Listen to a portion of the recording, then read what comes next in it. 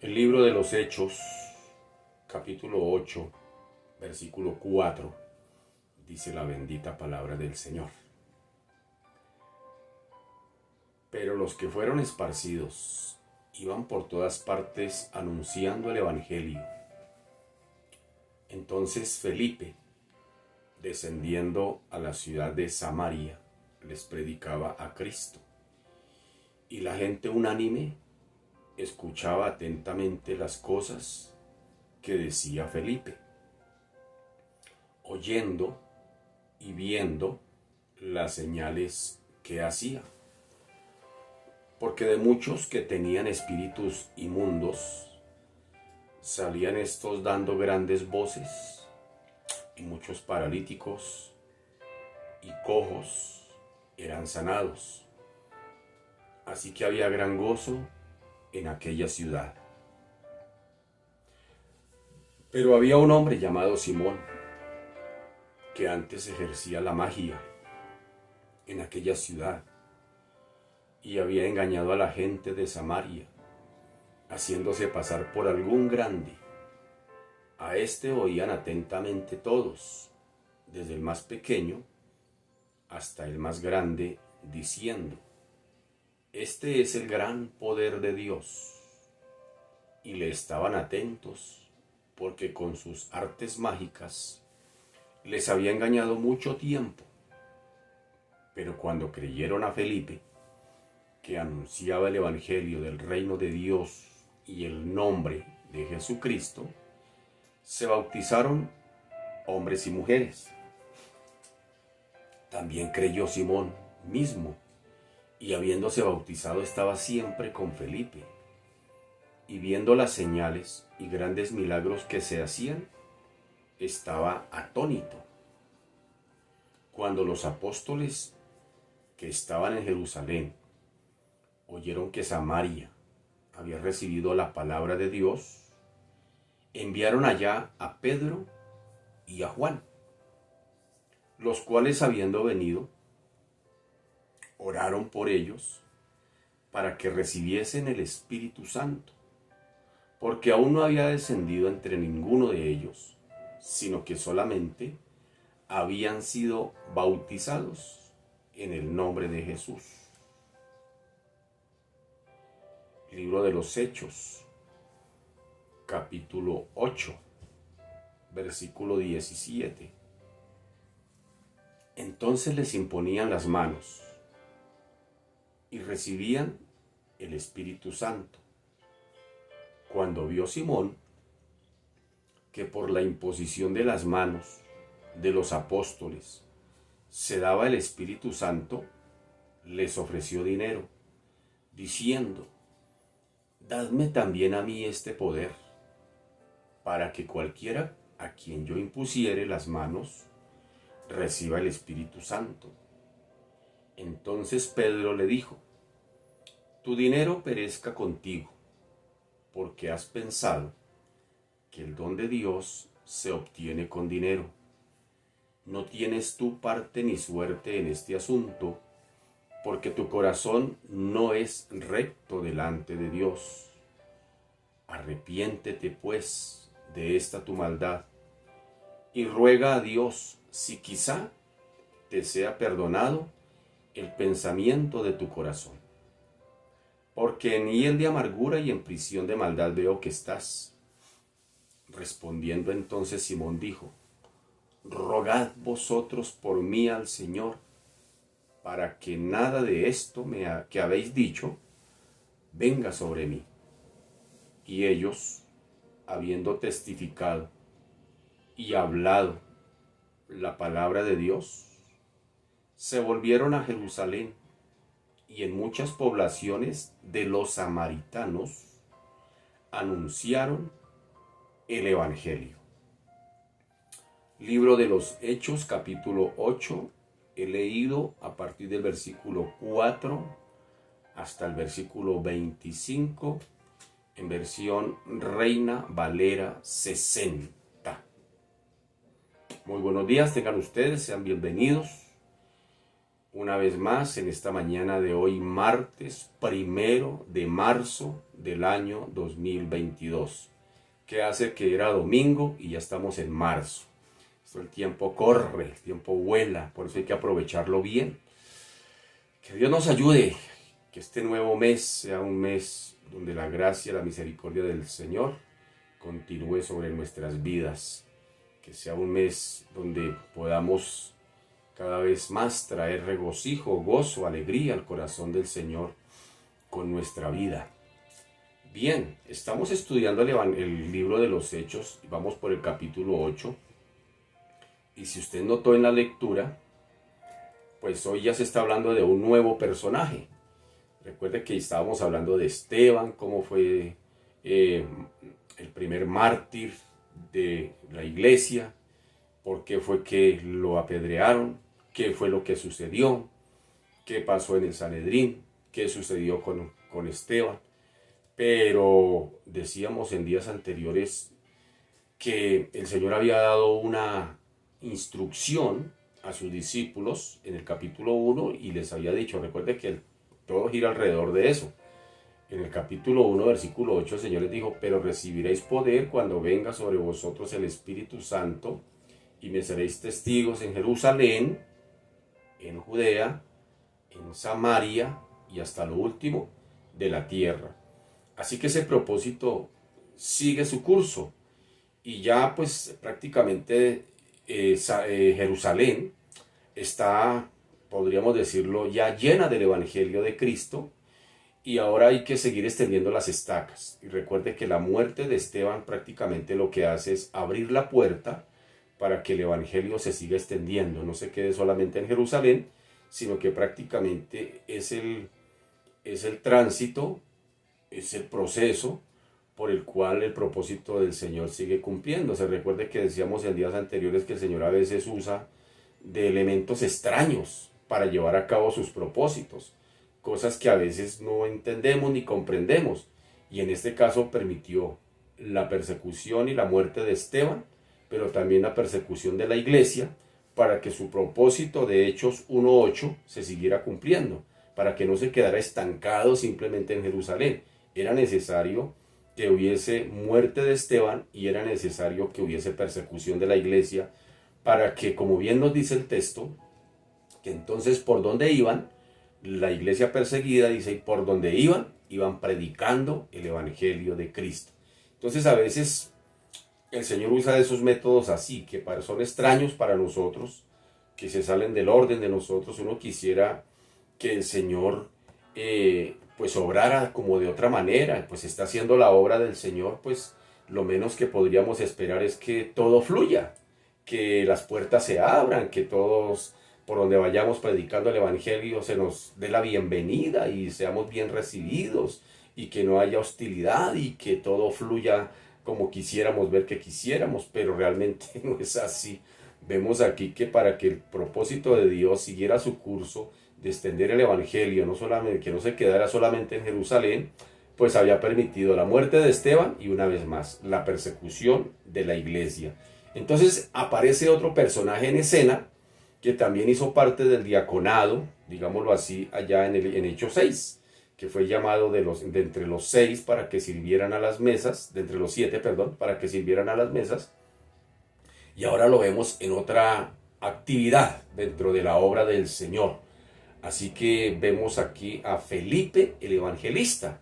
Dice en el versículo 8, 5 del capítulo 8, dice, entonces Felipe, ¿sí? Aparece en escena otro personaje. Entonces Felipe, descendiendo a la ciudad de Samaria, ¿se acuerdan que el Señor había dicho que predicaran también en Samaria? Dice, les predicaba a Cristo. Y la gente unánime escuchaba atentamente las cosas que decía Felipe en Samaria, oyendo y viendo las señales que hacía. Porque de muchos que tenían espíritus inmundos, salían estos dando grandes voces, y muchos paralíticos y cojos eran sanados. Así que había gran gozo en aquella ciudad. ¿Cuál ciudad? En Samaria. Pero cuando creyeron a Felipe, que anunciaba el evangelio del reino de Dios y el nombre de Jesucristo, dice que se bautizaban hombres y mujeres. Entonces, ¿sí nota? Ahora es otro personaje el que está en escena y en otra ciudad. Ya no es Jerusalén, ya no es Esteban, ya no es Pedro, ya no es Juan en Jerusalén, ahora es Felipe en Samaria. O sea que ahí nos damos cuenta de que Lucas nos está informando de que el propósito de Dios se sigue cumpliendo. De maneras extrañas, por supuesto, para nosotros, porque pues la muerte de Esteban, luego que estaba haciendo Esteban de malo, predicando el evangelio, pero sin embargo el Señor permitió que este fuera mártir por la causa del evangelio. ¿Qué estaba haciendo aquellos hermanitos que estaban empezando a creer en Cristo y se estaban bautizando y estaban recibiendo el Espíritu Santo? Y como evidencia de que habían recibido el Espíritu Santo, tenían todas las cosas en común, partían el pan en las casas, no había ningún necesitado, vendían sus propiedades, había unidad en la iglesia, tenían preservaban la doctrina de los apóstoles. ¿Qué de malo estaban haciendo? Nada. Y sin embargo el Señor permitió que fuesen perseguidos. ¿Sí notan? Que hacer la voluntad de Dios no propiamente nos es garantía de que no vamos a sufrir. Al contrario, a veces hacer la voluntad de Dios como que trae más sufrimiento. Pero entonces aquí vemos que son los métodos, digámoslo una vez más, extraños que el Señor usa para que se cumplan sus propósitos. El Señor tenía un propósito y usa a Lucas para contarnos que el propósito de Dios sí se está cumpliendo y es la obra del Espíritu Santo en la iglesia naciente y en la iglesia creciente allá del libro de los Hechos. Entonces, como hemos leído, ahora es Felipe. Así que entre los muchos hermanos que abandonaron Jerusalén por la persecución para seguir testificando en otros lugares, como bien nos dicen los textos anteriores, pues Lucas ahora destaca aquí y nombra a Felipe. Sin duda, el evangelista. Y nada más y nada menos que, digámoslo así, ex administrador con sus 6 compañeros de los fondos comunes de la comunidad cristiana de la capital de Jerusalén. Recuerden que se habían apartado 7 personas para que fuesen administradores de todo lo que entraba a la iglesia, para que fuese repartido allá entre los hermanos, para que realmente pues no hubiese necesidad, mientras que los apóstoles se dedicaban a la oración y a la predicación de la palabra. Así que Esteban era uno de esos. Era un ex administrador, un ex diácono, digámoslo así, pero ahora se destaca como, Lucas lo destaca como el evangelista, el que está ahora llevando el evangelio a Samaria. Y Felipe, no el apóstol, aquí hay que hacer una claridad, aquí Felipe no es el apóstol Felipe, no es ese, aquí Felipe no es como algunos imaginan que podría ser el apóstol Felipe que ahora está predicando en Samaria, no tiene nada que ver con ese, sino que como Esteban, él también había cumplido bien la tarea de, quizá un poco ingrata, de ser administrador, una vez más, de los bienes, de servir a las mesas, de atender a las viudas, mientras duraba esa necesidad para desarrollar esa tarea.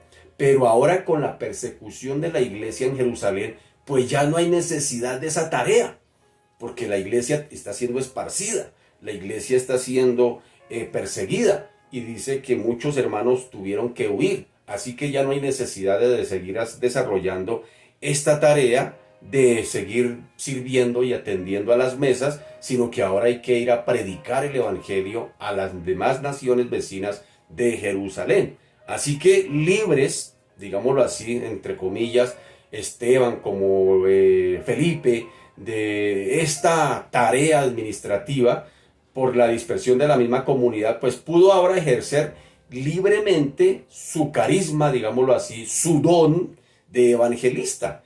Y ya recordemos y hemos dicho que el Señor, cuando da dones, los dones hay que potenciarlos. El Señor nos da los dones, pero el don hay que desarrollarlo.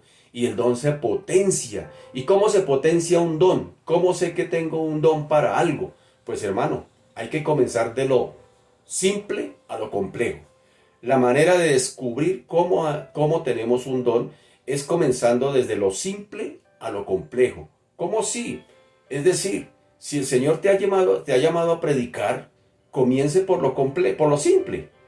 Comienza por cosas pequeñas. Comienza por hacer tareas que a veces aparentemente son ingratas y que a veces aparentemente ante los ojos humanos son las menos apropiadas o son las menos apreciadas.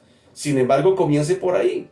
El don se potencia desde lo simple hasta lo complejo. El don tiene que irse desarrollando. No simplemente el Señor nos da el don y ya por arte mágica el Señor nos va a usar. No, el Señor potencia el don.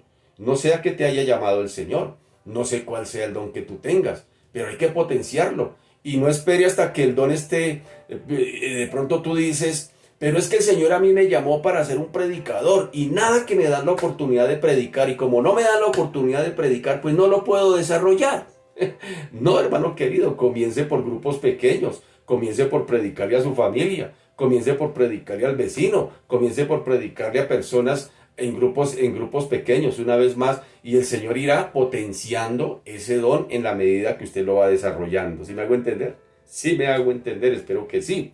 Entonces, es ahí donde se va descubriendo el don. Entonces, Felipe era un hombre que estaba sirviendo y atendiendo a las mesas, pero esa era prácticamente la excusa, más bien, por decirlo de alguna manera, para lo que el Señor iba a hacer en Felipe y a través de Felipe. El llamado de Felipe no era que se quedara toda la vida sirviendo en las mesas. El llamado a Felipe era que llevara el propósito que Dios había establecido de llevar el evangelio a Samaria. Recuerde eso. En Hechos 1:8, el propósito del Señor es llevar y extender el evangelio a Samaria y hasta lo último de la tierra. Es el propósito por el cual Lucas nos está narrando el libro de los Hechos, la obra del Espíritu Santo en la iglesia creciente, en la iglesia naciente, pero en la iglesia creciente, en el desarrollo de la iglesia. Y pues lógicamente el Señor escoge a algunos hombres. Y aunque escogió a Felipe para inicialmente atender las mesas, no significaba que Felipe se iba a pensionar ahí de viejito atendiendo las mesas, como algunos de pronto creen. Algunos se quedan con el don estancado, el don debajo del brazo y nunca lo desarrollan. Es que el Señor me puso para esto, me llamó en una jornada de ayuno y oración, que el Señor me tenía para esto. Y como nunca me dan la oportunidad, pues me quedo sentado en la butaca. Y le pasan 20, 30 años y se lleva el don a la tumba. Y nunca lo desarrolló. Por eso, una vez más, el don se desarrolla desde lo simple hasta lo complejo, hermano querido. Comience por barrer la iglesia. Comience por hacer cosas pequeñas. Comience por predicar a grupos pequeños. Si fue que el Señor te llamó a ser un predicador. ¿Sí me hago entender? Se comienza por ahí. Y en la medida que tú vas desarrollando el don, el Señor lo va potenciando, lo va ejercitando. En la medida que tú lo ejercitas, el Señor lo va potenciando. Y cuando menos pienses, el Señor te va a decir, ya no hagas más esta tarea, ahora dedícate de lleno a esto que te he llamado a hacer. Es así como funciona.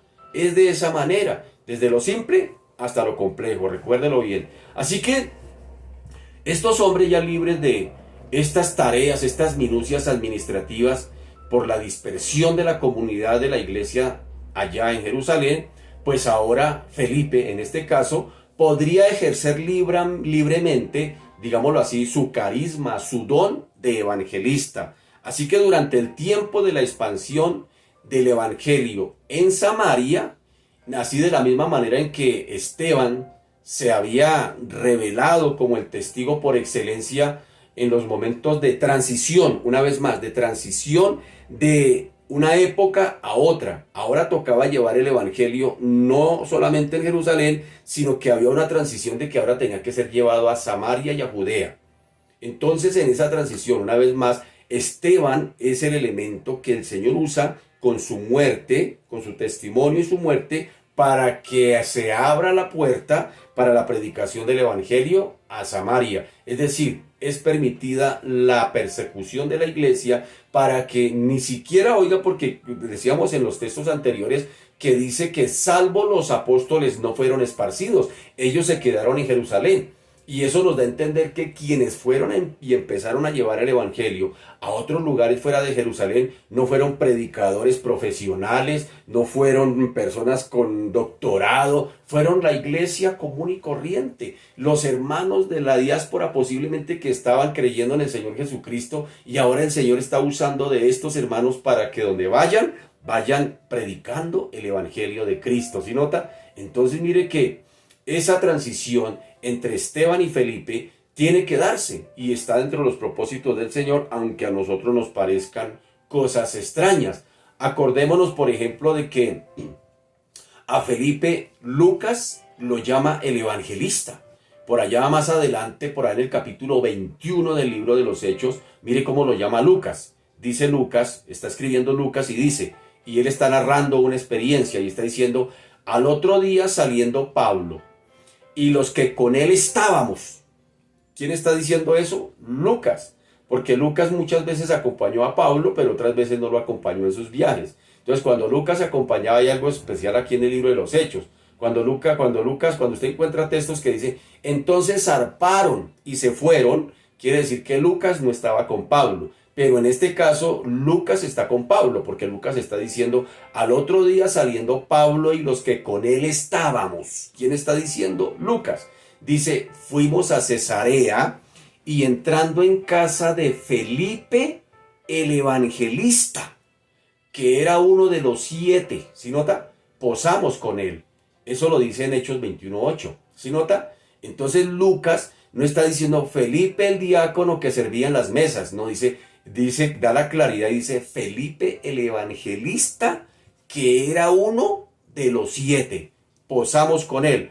Así que juntamente con las actividades que había ejercido Felipe y que se refieren ahora en este capítulo, nos hace saber que el Señor resucitado le había dado como don, digámoslo así, a la iglesia, como regalo a la iglesia para la presentación del evangelio frente al mundo a este varón. Había levantado a Felipe para que la iglesia cumpliera el propósito del Señor de ir y llevar el evangelio a Samaria. ¿Sí me hago entender? Mire cómo el Señor levanta personas dentro de nuestras comunidades con propósitos que a veces ni siquiera ni los sospechamos, inimaginables. A veces el Señor dice, pero ¿por qué el Señor está preparando a este, capacitando a este, haciendo esto con este? ¿Por qué? A veces hay cosas que no entendemos, pero démonos por bien servidos y agradecidos con el Señor de que el Señor reparte dones a la iglesia.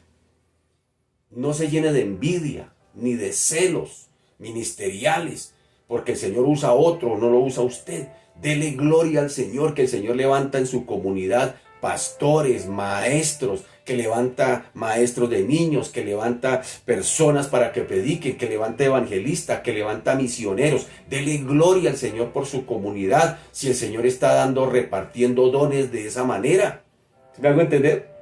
Aquí el Señor les está dando un regalo a la iglesia, porque está levantando un hombre llamado Felipe para cumplir y para que la iglesia ahora se extienda y no se quede solamente sembrada en Jerusalén, sino que ahora vaya a Samaria y lleve y compártale la palabra del Señor en Samaria, y no solamente en Samaria, sino que más adelante hasta lo último de la tierra. Mire lo que dice en Efesios 4:11. Efesios 4:11, hablando de este asunto, el apóstol Pablo dice lo siguiente: y él mismo constituyó a unos apóstoles, a otros profetas, a otros evangelistas y a otros pastores y maestros. ¿Sí nota? Gloria al nombre del Señor, que levanta hombres, que levanta mujeres en nuestras comunidades, que reparte dones en los hermanos para que nos desarrollemos para la edificación del pueblo de Cristo, pero a la vez para la proclamación del evangelio a los inconversos. ¿Sí me hago entender? Es la forma como el Señor obra. El Señor no nos da dones y capacidades simplemente para decoro. Nos las da para que las desarrollamos y las pongamos a su servicio. Así que una cosa, en este caso, es hacer obra de evangelista, como en el caso de Timoteo, que fue exhortado por Pablo a hacer, a pesar de estar entregado primordialmente a una labor de pastoreo y enseñanza. Pero el Señor, a través del apóstol Pablo, le dice a Timoteo: sí, usted es maestro, usted está encargado de pastorear, pero también tiene que hacer obra de evangelista. Segunda de Timoteo 4:5 le dice Pablo a Timoteo, le dice: pero tú sé sobrio en todo, soporta las aflicciones, haz obra de evangelista, cumple tu ministerio. ¿Sí nota? A Timoteo se le había llamado a ser pastor de la iglesia. Y sin embargo, Pablo le está diciendo, pero también tú cumple el ministerio de evangelismo. Y ahora, o mejor, otra cosa, o en este caso de Timoteo, una cosa es el ser llamado a hacer la obra de evangelista y otra cosa diferente es el ejercicio del don especial de evangelista. ¿Sí me hago entender?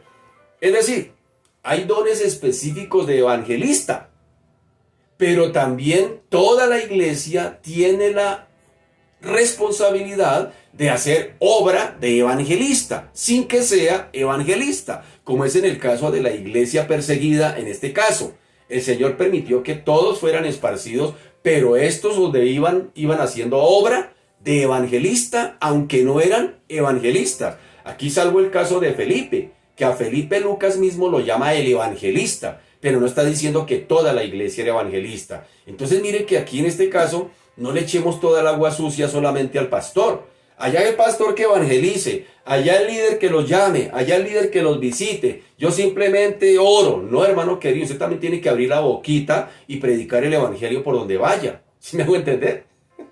Y si el Señor le regala personas para predicarles el evangelio, pues hermano, sea usted el encargado de disipularlo. ¿Sí me hago entender? Sea usted el encargado de decir, voy a disipular a mi vecino que el Señor me permitió compartirle el evangelio. Yo mismo lo voy a disipular. No voy a llamar al maestro de la iglesia, ni al pastor, ni al líder para que echarle el agua a él para que él se encargue de ese chicharrón. Usted, hermano, si el Señor lo quiere usar, déjese usar por el Señor. ¿Sí me hago entender? Déjese usar. Y si necesita material para adaptar esa tarea, también le damos el material. Usted me llama y me dice, hermano Jorge, necesito tantas cartillas para disipular a mis vecinos. Con gusto se las haremos llegar, hermano. Aquí hay oportunidad para servir. Hay oportunidad, déjese usar por el Señor. No espere, allá como en esa iglesia no enseñan, allá como no hay maestros. Déjese usted usar por el Señor. Haz obra de evangelista. Cumple tu ministerio, mi querido, como le dijo Pablo a Timoteo. Así que una cosa es el ejercicio del don de evangelista y otra cosa es la obra o la labor de evangelista, que es una responsabilidad de toda la comunidad cristiana evangélica. Así que miremos aquí por un momento el mensaje de Felipe. Es decir, que el Señor, no sin antes decirle que el Señor capacita al siervo que ha de ser llamado con una tarea específica de evangelismo para presentar el mensaje, óigame bien, de tal forma que las almas entiendan y lleguen a una decisión. Hay que entender algo, que los dones que Dios da se conocen por el fruto. ¿Cómo conozco yo sé que tengo el don? Pues hermano, se conoce por el fruto. Yo no puedo decir que tengo el don de cantante y llegar el domingo a la iglesia y decir, déjeme cantar porque a mí me gusta cantar. Hermano, puede que en el baño cante muy bonito, pero hermano, no es el don. No es el don. El don se conoce por el fruto. El don debe ministrar y edificar a la iglesia, pero también el don debe traer a los perdidos a Cristo. ¿Sí me hago entender? El don no es simplemente por decir tengo el don. Algo debe suceder. Es decir, el Señor pone dones, capacidades en usted simplemente para desarrollarlas, para que esas capacidades produzcan fruto. Juan, en el mismo Señor Jesucristo, le dijo a sus discípulos, dijo, ustedes no me escogieron a mí, yo los elegí a ustedes y los he puesto. ¿Sí nota? Y ustedes no me escogieron, yo los escogí y yo soy el que los he puesto. ¿Para qué? Para que vayan y lleven fruto, y un fruto que permanezca. Y si el fruto está dando, y si están dando fruto, el Padre los limpiará para que den más fruto. Y en esto es glorificado mi Padre, en que vayan y lleven mucho fruto y un fruto permanente. ¿Cómo se conoce un don? Por el fruto. Así es simple, por el fruto. Usted, hermano, conoce que es bueno para algo en el Señor por lo que está haciendo y porque ese fruto permanece. Porque permanece, porque usted ve resultados, usted ve fruto de lo que está haciendo, de su labor. Usted ve y mira hacia atrás y dice, sí, lo que estoy haciendo está produciendo algo. Porque si usted está haciendo algo que simplemente porque le gusta hacerlo, pero no es el don, hermano, pues déjeme decirle que toca revisarlo. Porque no, el solo hecho de que me guste hacer algo no significa que sea el don.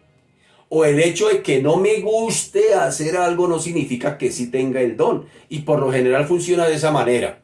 A veces el Señor nos manda a hacer cosas que no quisiéramos hacer, que no quisiéramos hacer. Moisés, vaya ante Faraón y dígale que deje salir a mi pueblo Israel. Señor, pero ¿quién soy yo? Yo no puedo, no sé hablar, mande a otro. ¿Sí nota? Por lo general el Señor siempre nos manda a hacer cosas que se salen de nuestra razón, que se salen de nuestra lógica. Y cuando el Señor te mande a hacer algo que se salga de la lógica, póngale cuidado, porque de pronto por ahí es, de pronto es el don que el Señor tiene en usted, pero recuerde, el don se desarrolla, el don se potencia, el Señor nos da el don, pero el don hay que desarrollarlo, capacitarlo, y yo creo que se nos va toda la vida y el don nunca llegará a la perfección, pero sí producirá fruto, fruto.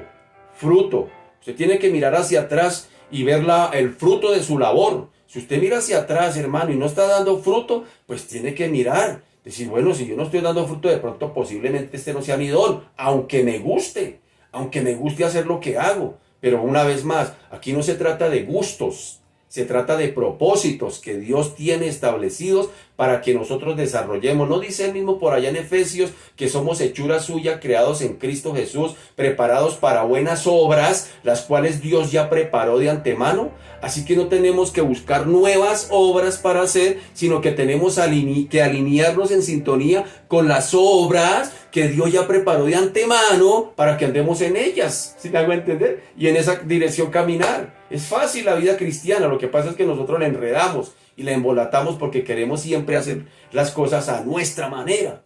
Entonces, vamos a ver el mensaje de Felipe. Así que este capítulo, pues es particularmente rico en frases que describen el mensaje que Dios da a los hombres. Los testigos, digámoslo así, que fueron esparcidos, entre otras, anónimos, porque no eran gente reconocida, dice que anunciaban el evangelio. Así que dice el versículo 4, dice, pero los que fueron esparcidos iban por todas partes, y aquí hay una frase maravillosa. ¿Qué iban haciendo? Anunciando el evangelio. Esa frase es importante. Así que bien, esta frase puede ampliarse, pues indica que anunciaban el evangelio de las buenas noticias, de las buenas nuevas. Ellos era lo que estaban haciendo. Felipe, como heraldo aquí, dice que les predicaba a Cristo. Otra frase hermosa aquí. No solamente anunciaban el evangelio, sino que dice que Felipe predicaba a Cristo. Verso 5 dice, entonces Felipe, descendiendo a la ciudad de Samaria, les predicaba a Cristo. Así que la ciudad podría ser Samaria, porque aquí estamos encontrándonos con una nueva ciudad, la ciudad de Samaria, y podría llegar a ser la antigua Samaria, es decir, la capital de la región.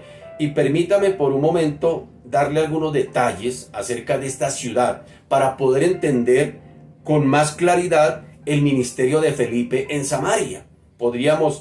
Tenemos que mirar un poquito la historia de esta ciudad, el contexto de esta ciudad, para poder entender asimismo la labor que está llevando a cabo Felipe.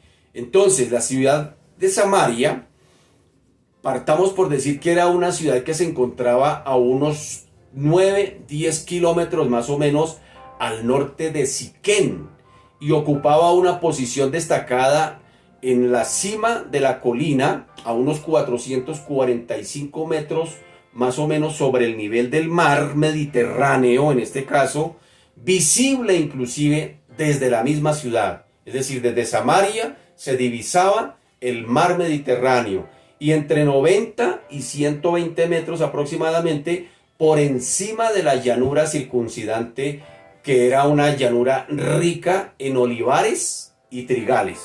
Entonces ahí vamos entendiendo unos pequeños detalles de Samaria, que me estoy permitiendo en esta mañana transmitírselos a usted para poder tener un poquito el contexto de cómo era esa ciudad, su situación estratégica, más la riqueza, porque era una ciudad rica, la belleza de sus alrededores, porque era una ciudad hermosa, hacían de ella una sabia elección para que hubiese sido elegida como la capital.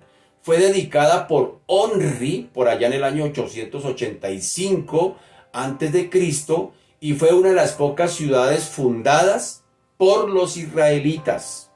También siguió siendo la principal capital de Israel mientras existió la monarquía de Israel cerca de unos 150 años. Otro detalle de esta ciudad de Samaria era el sitio donde recibían sepultura los reyes. Eso está por allá en Primera de Reyes capítulo 16 para que lo lea.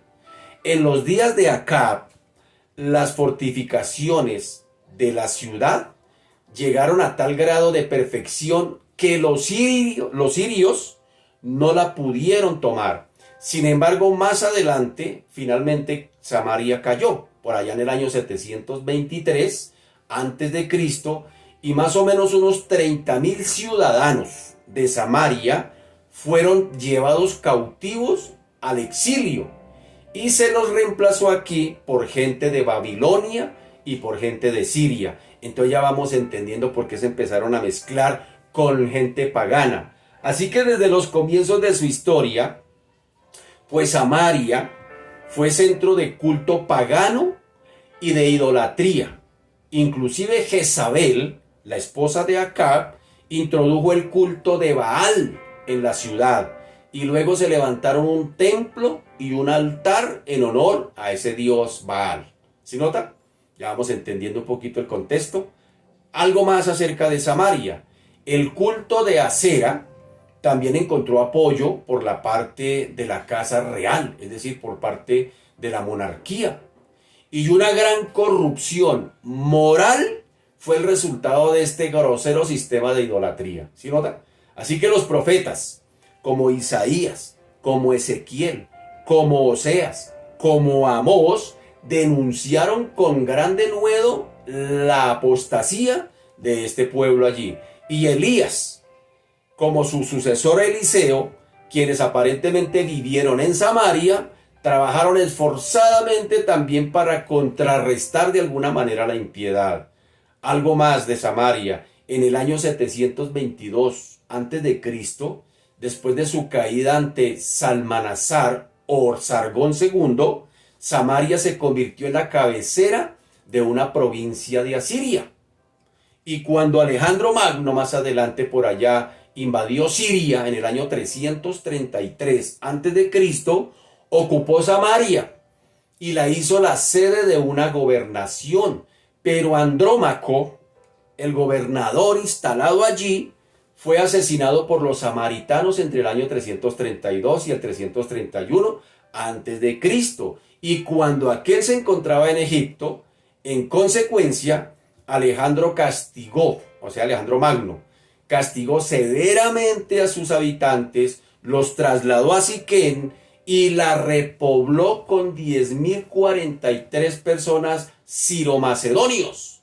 Como resultado, Samaria fue una de las primeras ciudades helenísticas en Palestina, es decir, judíos con costumbres griegas. Eso se llama helenismo. Alrededor del año 108, por allá antes de Cristo, después de un sitio de un año, Juan Hircano, el rey macabeo de Judá, la conquistó y en un intento de hacer desaparecer hasta los vestigios de su antigua gloria y poder, se dedicó a demolerla sistemáticamente. Con el correr de los años fue reconstruida y cuando Pompeyo, que fue el conquistador romano, llegó a Palestina en el año 63 a.C., la anexó a la provincia de Siria y luego Gabino, otro emperador, la fortificó. Poco después de esto, Samaria pasó por su periodo más glorioso y cuando Herodes el Grande, que se casó allí con Marianne, su esposa favorita, y a quien se le dio un obsequio, o mejor, en obsequio la ciudad, mire ese regalo de matrimonio, la reconstruyó, la volvió a fortificar y la embelleció con edificios magníficos, de los cuales todavía inclusive hasta el día de hoy quedan algunas ruinas impresionantes. También le cambió el nombre por el de Sebaste, no Sibate, Sebaste, el femenino, el nombre femenino de Sebastos, majestuoso, el equivalente griego a Augustos. ¿Sí notan?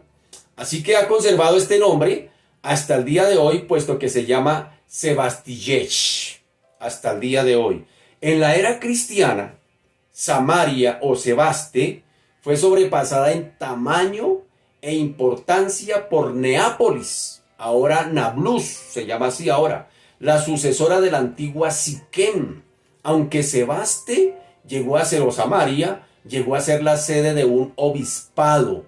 Esta sede episcopal fue restablecida por los cruzados más adelante y un obispo griego que hoy reside en Jerusalén sigue derivando su título de Sebaste, aunque no sea más que una simple aldea al día de hoy. Ahora, cuando el territorio de Samaria cayó en manos de los babilonios y más tarde en las de los persas, posiblemente la forma de administración cuya haya sido la misma con un gobernador que representaba, digamos en este caso, la corona. Podía ser un extranjero o un nativo del lugar nombrado por el gobierno central, o sea, el gobierno que los había conquistado. Un gobernador de Samaria durante el periodo persa fue enemigo de Nehemías. ¿Se acuerda que había un gobernador por allá en Samaria cuando Nehemías regresaron del cautiverio? Sí, señor, Sanbalat. Y gracias a varios papiros descubiertos en 1962, el año de mi nacimiento, en una caverna de Guasdalejit, a unos 16 kilómetros al noreste de Jericó, se conocen los nombres de varios gobernadores del periodo persa, sucesores de Sanbalat. Y durante el periodo helenístico, es decir, entre el gobierno de Alejandro Magno, Samaria ostentó la categoría de provincia, primero como parte del imperio de Alejandro y más tarde bajo el dominio de los Ptolomeos o los Seleucidas, según el cual esos dos poderes dominaba Palestina. Cuando Pompeyo ocupó ese país en nombre de Roma, es decir, cuando el imperio romano la cautivó en el año 63 a.C., la región quedó bajo el control de la provincia senatorial de Siria, de la cual llegó a formar parte. Y cuando Cristo nació, en el tiempo de Jesucristo, Samaria formaba parte del reino de Herodes. Después de su muerte, es decir, de la muerte de Herodes, su hijo Arquelao la recibió en herencia por allá en el año 4 antes de Cristo hasta el año 6 después de Cristo, junto con Judea y con Idumea. Esas tres regiones, siendo una unidad política durante el tiempo del Nuevo Testamento, y fueron gobernadas por procuradores romanos desde el año 6 hasta el año 41 después de Cristo, en cuyo tiempo se llevó a cabo el ministerio de Cristo.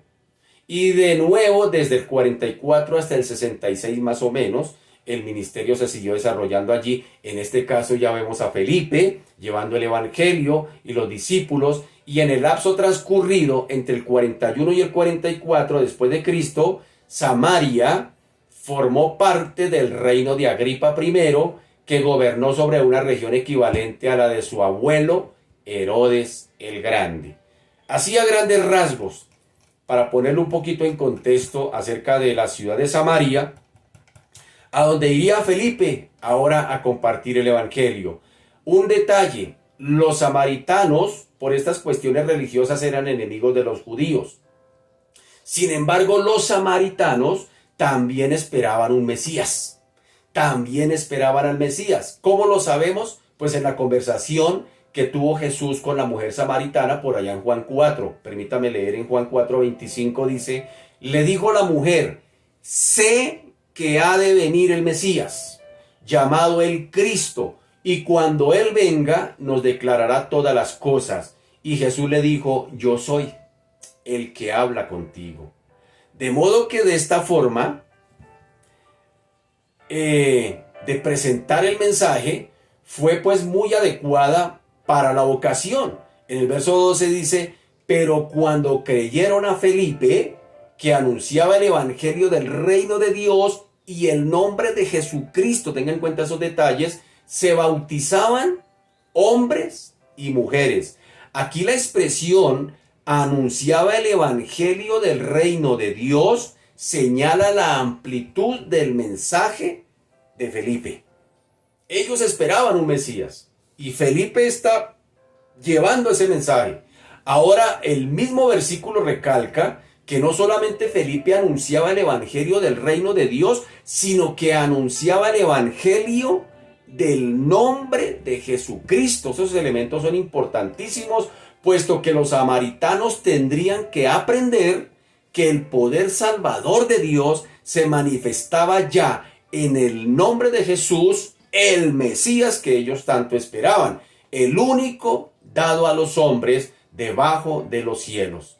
Y el versículo 14 aquí nos enseña que los samaritanos habían recibido la palabra de Dios y que se relaciona con el evangelio de Jesucristo, con la totalidad de la revelación que Dios había dado de sí mismo. Por allá en el versículo 14 dice, cuando los apóstoles que estaban en Jerusalén oyeron que Samaria había recibido la palabra de Dios, enviaron allá a Pedro y a Juan.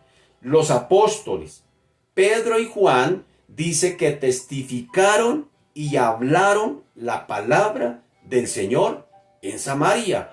Además, no solamente en Samaria, sino que además evangelizaron muchas poblaciones de los samaritanos. Es decir, empezaron a llevar el evangelio por toda Samaria. Así mire cómo el propósito de Dios se va cumpliendo. Cómo el propósito de Dios se va llevando a cabo. Dice el versículo 25, dice, y ellos, habiendo testificado y hablado la palabra de Dios, se volvieron a Jerusalén y en muchas poblaciones de los samaritanos anunciaban el evangelio. Aquí subraya el elemento importante del testimonio, el encargo original, el encargo de Hechos 1:8. Aquí se está dando y se está llevando a cabo. Dice, habiendo testificado y hablado la palabra de Dios. ¿Sí nota? ¿A qué los había llamado el Señor? ¿A qué los había llamado? Les dice, me seréis testigos en Jerusalén, en Judea, en Samaria. ¿Y qué están haciendo estos? Dice el versículo 25, y ellos habiendo testificado, hablando la palabra de Dios, se volvieron a Jerusalén y en muchas poblaciones de los samaritanos anunciaron el evangelio. Qué bonito cuando se hacen las cosas de Dios a la manera de Dios. Qué bonito cuando no intentamos salirnos con la nuestra. Hagamos las cosas a la manera de Dios, la tarea a la manera de Dios y verá cómo nos va de bien. Así que dice, aquí se subraya ese elemento importantísimo que el Señor los había llamado a testificar. Hechos 1:8 dice, pero recibiréis poder cuando haya venido sobre vosotros el Espíritu Santo y me seréis testigos, que es una palabra griega para mártires. Para mártires. Y los únicos mártires que está hablando aquí fue esos que dieron su vida por la causa de Cristo. Así que para completar el tema, pues podemos participar aquí y anticipar también a su vez un comentario sobre el testimonio de Felipe, el eunuco, ante el eunuco por allá en Etiopía. Recuerden que unos versículos más adelante nos vamos a encontrar con este evento y podríamos completar el tema con esto, con lo que está pasando, con lo que va a hacer Felipe más adelante allí frente al eunuco. Cuando sentado en el carro, se acuerda que el Espíritu Santo lo guió a Felipe, que venía este eunuco que era siervo de Candace, de la reina, allí, y cuando él leía las escrituras y no entendía ni papa, allí el Espíritu Santo le dice a Felipe, le dice, acérquese y explíquele. Mire cómo era de sensible Felipe al mover del Espíritu Santo. Y qué bueno que nosotros también seamos sensibles al mover del Espíritu Santo. Si el Señor nos estorba en algo, hagámosle caso. Y si nos abre la puerta para algo, también hagámosle caso. Así que allí, este eunuco de Etiopía iba sentado en su carro y dice que Felipe le anunció el Evangelio de Jesús. Cuando lleguemos allá lo vamos a explicar con más detalles. Simplemente aquí quiero complementar lo que está haciendo Felipe para que veamos Felipe cómo era de sensible a la voz de Dios y cómo él le anuncia el Evangelio de las buenas nuevas de Jesús como centro. El centro aquí eran las buenas nuevas de Jesús, que pone el énfasis también en la persona de Jesús. No eran simplemente buenas noticias de parte de Jesús. El énfasis son las buenas noticias, pero el centro de esas buenas noticias es Jesús. ¿Sí me hago entender? El Salvador. No predique de Cristo sin Cristo. ¿Sí me hago entender? Hay que predicar de Cristo, pero que predicar de Cristo con Cristo, no sin Cristo. Porque a veces nosotros simplemente repartimos tratados y Cristo te ama y Cristo te ama y Cristo te ama. Pero no le explicamos a la gente acerca de ese Salvador. ¿Qué ha hecho? ¿Qué está haciendo? ¿Qué va a hacer? ¿Qué va a hacer en la vida de esas personas? ¿Y por qué necesitan de un Salvador? ¿Por qué necesitan a Cristo como Salvador? Y más que como Salvador, como Señor de sus vidas. Todo eso hay que explicárselo a la gente cuando se les predica. Porque si usted le empieza a decir a la gente que se necesita convertir de sus pecados, la gente le va a decir, ¿pecados de qué?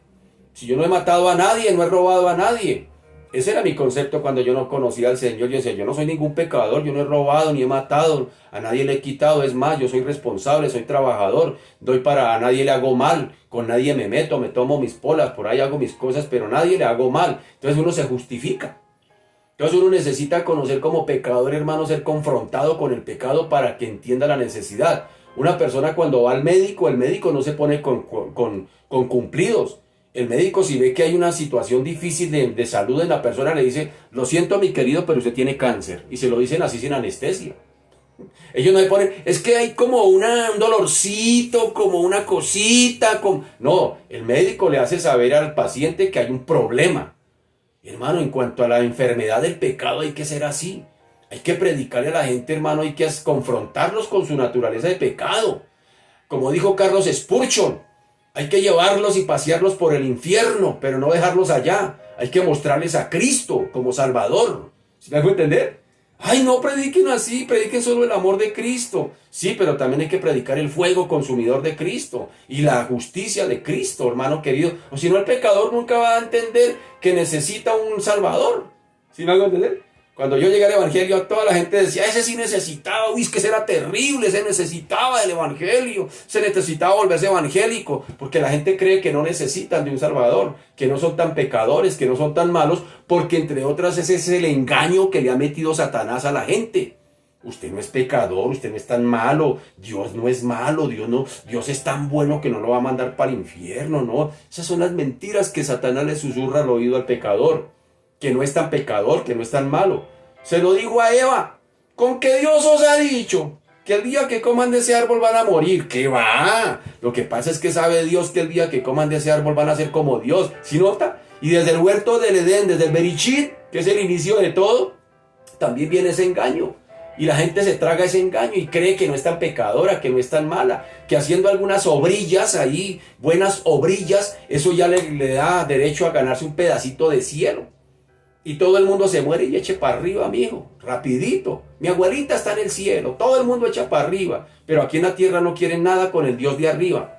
Son cosas de ese tipo. Así que aquí vemos que Felipe anuncia las buenas nuevas de Jesucristo, pero anuncia a Cristo. ¿Sí me hago entender? No solamente eran buenas noticias de parte de Cristo, sino que era a Cristo mismo. Cristo mismo era la buena noticia que estaba anunciando Felipe.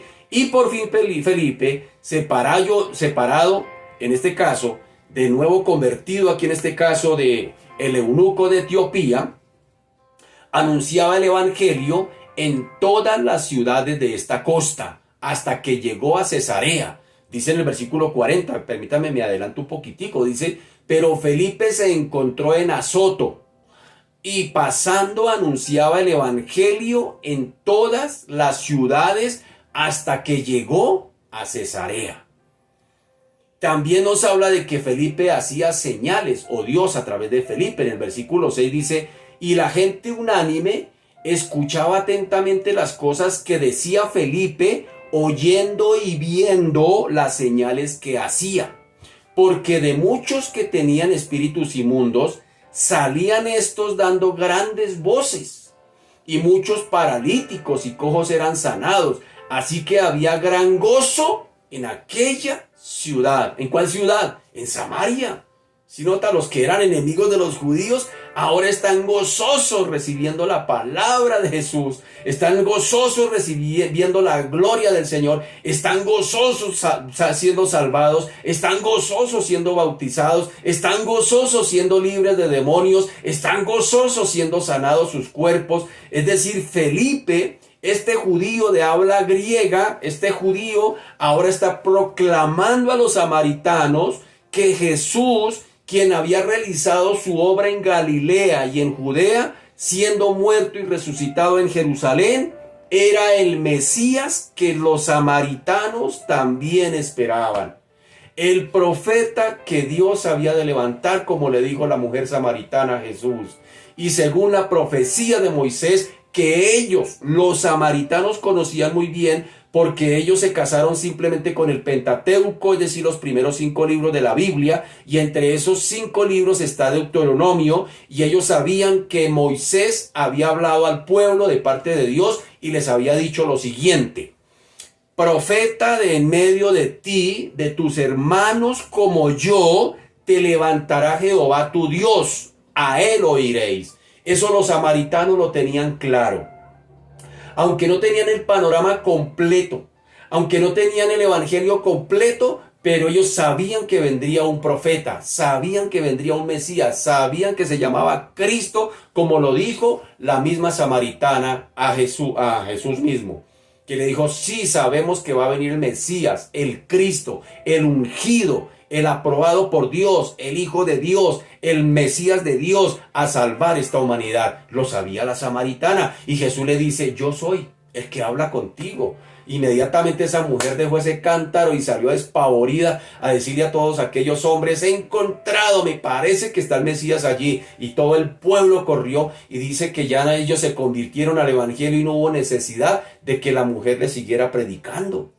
Es decir, Jesús ya había sembrado la semilla.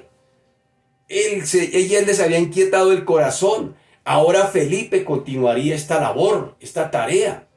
Así que tal mensaje pues estaba en pugna con la división religiosa de los samaritanos. Ellos esperaban un Mesías, pero ellos esperaban que el Mesías vendría no de los judíos, sino de ellos mismos, sino de los samaritanos. Y había una pugna ahí entre samaritanos y entre judíos por esa división religiosa. Quienes necesitaban ellos, los samaritanos, necesitaban la prueba de que Dios había autorizado ahora a Felipe para proclamar buenas nuevas en la persona de Jesús, una vez más. Y la palabra y las señales se apoyaban mutuamente, de modo que las personas de Samaria, la gente de Samaria, dice el versículo 6, escuchaban atentamente las cosas que decía Felipe, oyendo y viendo las señales que hacía. ¿Sí nota? Como en otras ocasiones en el libro de los Hechos, se destacan una vez más los milagros de curar paralíticos, de sanar enfermos y de echar fuera los demonios. Quizá por abundar estos males en Samaria y a la vez con el fin de ilustrar el poder del evangelio frente a la debilidad de un cuerpo enfermo por la enfermedad, valga la redundancia, pero también frente a los demonios, secuaces de Satanás que tenía paralizadas a las personas. Y aquí, a través de la predicación del evangelio, a través de la predicación de las buenas nuevas por Felipe, ahora está siendo acompañadas por estas señales. Sanidad y libertad para este pueblo de Samaria que también estaba cautivo por Satanás, que también estaban con enfermedades. Así que el poder manifiesto de la palabra de Dios y del nombre de Jesucristo, porque es en el nombre de Jesucristo se sanaban los cuerpos y se libertaban las almas de aquellos oprimidos por el diablo. Y llenó la ciudad, óigame bien, de Samaria de gran gozo. Dice que había gran gozo en la ciudad. ¡Qué tremendo privilegio! ¡Qué tremendo! Una ciudad que se había declarado enemiga de los judíos. Ahora los judíos le están predicando a los samaritanos y los samaritanos se están convirtiendo al evangelio. Y está habiendo libertad y hay gozo en la ciudad y hay sanidades y hay prodigios y hay señales y el evangelio está siendo aceptado, lo están escuchando atentamente. ¡Qué tremendo eso! ¿Qué nos dice eso a nosotros en el día de hoy? Hay que predicarle a toda criatura. A esos que a veces nosotros creemos que son imposibles, caso imposible. Para los judíos, los samaritanos era un caso imposible. Pero mire que el Señor había echado a pique todas esas barreras religiosas, sociales que había entre samaritanos y judíos. Mire que el Señor en su misericordia dijo, primero prediquen en Jerusalén, para darle una segunda oportunidad a este pueblo que me había crucificado, para darles a entender, por un lado, que mi misericordia es grande para con ellos y les doy otra oportunidad de que se vuelvan de su pecado de haber matado a su Mesías, pero también para comprobarle a mis enemigos que me habían matado y crucificado de que el Padre me ha resucitado y que verdaderamente yo soy el Hijo de Dios. Esas situaciones en Jerusalén, pero ahora el evangelio tenía que llevarse a otro lugar que aparentemente ante la vista física era imposible, los samaritanos. Y allí están los judíos, la iglesia esparcida, Felipe, el que antes era diácono, están allí haciendo una obra de impacto y más adelante vamos a ver qué sucedió con todos estos recién convertidos, qué pasó con ellos. Más adelante lo vamos a ver, pero lo voy a dejar para el próximo jueves, si Dios nos lo permite. Aquí lo que tenemos que rescatar, hermano querido, es que para el Señor no hay acepción de personas. Hay que predicarle a toda criatura, a todas las personas, a todos aquellos, y a esos casos imposibles que a veces nosotros decimos, no, ese no tiene arreglo, ese no lo cambia nadie. Tal vez muchas veces dijeron de ti mismo esas palabras, no, ese no lo cambia nadie, ese es un caso cerrado, ese es casi imposible. Pues hermano, déjeme decirle que Dios es especialista en imposibles. Los imposibles prácticamente para el Señor son su terreno favorito, por decirlo de alguna manera. A Dios no le queda grande nadie, nadie le queda grande. Esos casos que son así, imposibles, esos que usted les predica y dice, no, pero entre más les predico, más difíciles se vuelven, más cerrados se vuelven. Hermanos, síganles predicando, siga orando por ellos, porque esos que lleguen al evangelio, mi querido, esos que son casos así imposibles, cuando llegan al evangelio, llegan con toda. Llegan es con toda, hermano, y vamos a ver un ejemplo más adelante en el libro de los Hechos, a un hombre llamado Pablo o Saulo de Tarso, un fariseo de fariseo, parado en la raya como fariseo y ahora parado en la raya como cristiano. Por eso a mí me gustan más los imposibles, predicar a esa gente así que se ve que son casos cerrados. Esos son mis favoritos. Son mis favoritos porque esos son cuando llegan a Cristo, hermano, llegan es con toda, con convicciones firmes, no llegan titubeando, no llegan tibios, llegan es de una, llegan prendidos. Que Dios nos ayude, mi querido, que Dios nos ayude a proclamar el evangelio a esos casos que a veces nos parecen imposibles. Y tal vez en esta mañana está llegando a tu mente ese familiar, ese vecino, ese compañero de trabajo que tú dices, no, pero yo le he predicado y le he hablado y nada. Pues aquí vemos, hermano, un ejemplo de la Escritura que Lucas nos narra que había una nación, un pueblo, una ciudad llamada Samaria, que era una ciudad pagana, cuna de idolatría, cuna del paganismo, de adoración a los Baales, y ahora la vemos convirtiéndose al Señor. ¡Qué tremendo! ¡Qué tremendo! Padre, en esta mañana te damos gracias, te bendecimos y te glorificamos, Señor Dios de la gloria. Hoy queremos orar por nuestras ciudades, hoy queremos orar por nuestro mundo, por nuestros países. Bendito Señor, tal vez desde nuestra óptica, decimos, no, estas ciudades son casos imposibles. Cada día más delincuencia, cada día más maldad, cada día los gobernantes sacan leyes más pecaminosas, cada día las situaciones se hacen más difíciles, Cada día, Señor Dios de la gloria, hay más y más y más maldad en nuestras comunidades, en nuestras ciudades, en nuestros gobiernos. Aquí hoy nos estás hablando de un caso que aparentemente era imposible y era una ciudad, la ciudad de Samaria, Señor. Pero tú usaste de hombres comunes y corrientes. No usaste de gigantes espirituales ni de supersantos, nada de eso. Usaste personas del vulgo, de la comunidad que se estaba convirtiendo al evangelio. Un hombre sencillo como Felipe, un hombre que antes atendía las mesas, que su oficio era ser administrador, y ahora lo vemos allí llevando el evangelio con poder y gran gloria. Señor Dios de los cielos, aquí estamos como pueblo de Dios, como iglesia de Dios en el mundo, bendito Señor. Nos has puesto como heraldos para llevar las buenas noticias, Padre amado, Dios de la gloria. A veces ni siquiera nos alcanzamos a imaginar, bendito Señor, Dios de la gloria, lo que una palabra de parte del cielo puede hacer en una vida, transformarla, cambiarla, restaurarla, hacerla nueva, bendito Señor, porque la misma palabra da testimonio de ella misma y dice que la palabra de Dios es más poderosa y más cortante que una espada de doble filo que traspasa el alma, las coyunturas, los tuétanos, discierne los pensamientos, las intenciones del corazón, y que cuando la palabra de Dios se siembra, esa palabra no volverá vacía. La palabra es como martillo que quebranta, bendito Señor. Por eso, como predicadores de la palabra, Señor, guárdanos de distorsionar, de suavizar, de cambiar el mensaje, que el mensaje siga siendo el mismo, la palabra de Dios, porque ella será la que transformará los corazones, las vidas, las ciudades, las naciones. Padre amado, Dios de la gloria, Felipe predicó la palabra del Señor, testificó de Cristo y predicó en el nombre de Cristo. No cambió el mensaje, no suavizó el mensaje, no llevó otra cosa para querer de alguna manera halagarse con los samaritanos, a sabiendas de que los samaritanos posiblemente no los miraban con buenos ojos como judíos.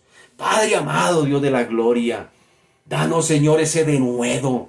Danos, Señor, ese poder del amor, del perdón, Dios de la gloria, para poder acercarnos a aquellos que tal vez nos han hecho daño y poderles predicar del evangelio de Cristo. Señor, hoy colocamos ese familiar, ese vecino, ese amigo, ese compañero de trabajo, esa persona, Señor, Dios de la gloria, que a veces, Señor, desde nuestra óptica humana la vemos, Padre amado, como caso imposible, bendito Señor, Dios de la gloria. Pero me alienta el corazón saber de que tú eres especialista en imposibles. Padre amado, yo soy testimonio de primera mano. Para mí, Señor Dios de la gloria, era un caso imposible. Muchos me veían como caso imposible, Señor Dios de la gloria. Pero un día me alcanzó el evangelio de la cruz, el evangelio de la cruz, el evangelio de la cruz. Y tu gracia, bendito Señor, Padre amado, Dios de la gloria, ha hecho la transformación que hoy vemos, Dios de la gloria. Por eso hoy oro a ti, por nuestras familias, por nuestros vecinos,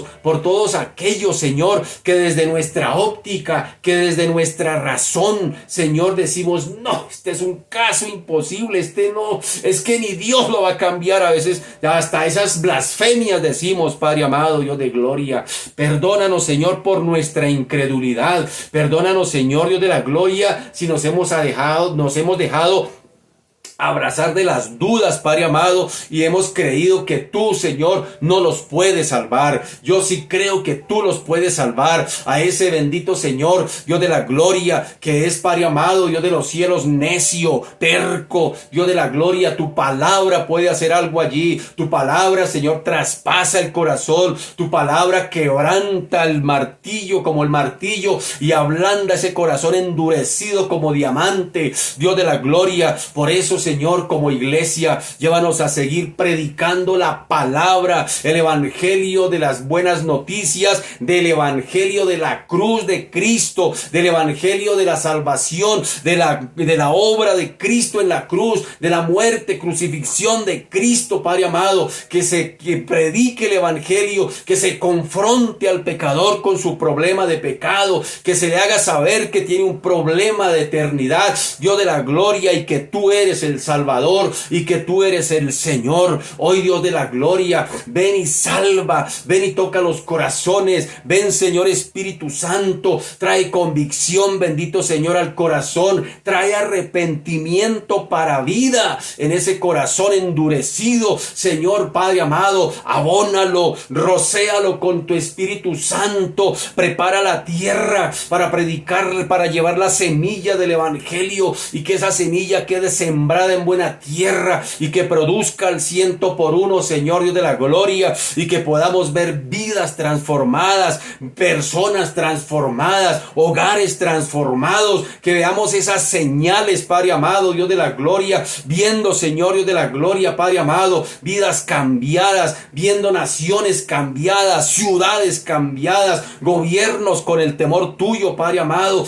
Dios de la gloria. Se necesita, Señor, de predicar el Evangelio. No hay que hacer otra cosa, no necesitamos hacer otra cosa como pueblo de Dios. Predicar el Evangelio de Cristo, predicar el Evangelio de Cristo, y el Espíritu Santo se encargará de convencer de pecado, de justicia y de juicio, Señor Dios de la gloria. En esta mañana te damos gracias, gracias porque ha venido la salvación a esta tierra. Gracias porque hasta el día de hoy, Señor, si nos permites predicar, es porque tú, Señor, estás obrando, aunque a veces de maneras extrañas, aunque a veces permitas cosas que, Señor Dios de la gloria, no son tan halagüeñas, aunque a veces permitas el sufrimiento, aunque a veces permitas el dolor, Dios de la gloria, pero tú estás obrando, tú estás siguiendo con tu propósito y está llevándose a cabo, bendito Señor Dios de la gloria. Hoy te bendecimos, hoy te glorificamos y exaltamos tu nombre, y a ti sea la gloria en el nombre poderoso de Jesús. Damos la bienvenida a este nuevo mes de marzo, Dios de la gloria, que hoy se inicia, Padre amado. Oh Dios de la gloria, que tu gracia, tu favor esté sobre esta humanidad en este nuevo mes, que tu misericordia arrope y cobije esta raza, Padre amado, Dios de la gloria. Extiende tu misericordia sobre los pueblos, sobre las naciones, sobre las vidas, sobre las familias, en el nombre poderoso de Jesús.